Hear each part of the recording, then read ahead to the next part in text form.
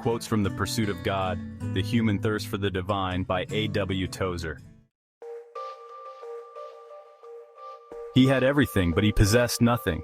There is the spiritual secret. The believing man does not claim to understand. He falls to his knees and whispers, "God." The man of earth kneels also, but not to worship. He kneels to examine, to search, to find the cause and the how of things. We now demand glamour and fast-flowing dramatic action. A generation of Christians reared among push-buttons and automatic machines is impatient of slower and less direct methods of reaching their goals. The tragic results of this spirit are all about us, shallow lives, hollow religious philosophies, the glorification of men, trust in religious externalities, salesmanship methods, the mistaking of dynamic personality for the power of the Spirit. These and such of these are the symptoms of an evil disease. You can see God from anywhere if your mind is set to love and obey Him. There is within the human heart a tough, fibrous root of fallen life whose nature is to possess, always to possess. It covets things with a deep and fierce passion. The pronouns my and mine look innocent enough in print, but their constant and universal use is significant. They express the real nature of the old Adamic man better than 1,000 volumes of theology could do. They are verbal symptoms of our deep disease. The roots of our hearts have grown down into things, and we dare not pull up one rootlet lest we die. Things have become necessary to us, a development never originally intended. God's gifts now take the place of God, and the whole course of nature is upset by the monstrous substitution. Let us practice the fine art of making every work a priestly ministration. Let us believe that God is in all our simple deeds and learn to find Him there.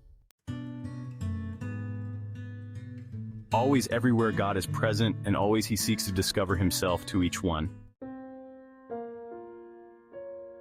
The world is perishing for lack of the knowledge of God, and the church is famishing for want of His presence. Millions call themselves by His name, it is true, and pay some token homage to Him, but a simple test will show how little He is really honored among them. Let the average man be put to the proof on the question of who or what is above, and his true position will be exposed. Let him be forced into making a choice between God and money, between God and men, between God and personal ambition, God and self, God and human love, and God will take second place every time. Those other things will be exalted above. However the man may protest, the proof is in the choice he makes day after day throughout his life. God must do everything for us. Our part is to yield and trust. Let every man abide in the calling wherein he is called, and his work will be as sacred as the work of the ministry.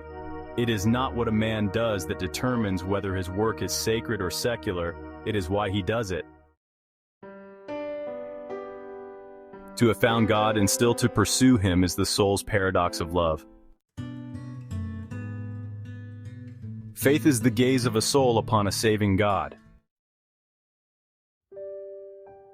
Jesus calls us to His rest, and meekness is His method. The meek man cares not at all who is greater than he, for he has long ago decided that the esteem of the world is not worth the effort.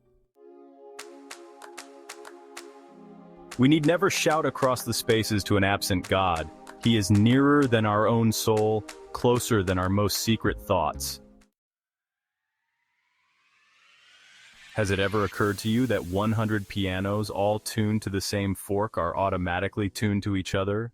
They are of one accord by being tuned, not to each other, but to another standard to which each one must individually bow. So 100 worshippers met together, each one looking away to Christ, are in heart nearer to each other than they could possibly be, were they to become unity conscious, and turn their eyes away from God to strive for closer fellowship. God never hurries. There are no deadlines against which He must work. only to know this is to quiet our spirits and relax our nerves. I hope you have been enriched and inspired by these quotes from The Pursuit of God, The Human Thirst for the Divine by A.W.Tozer.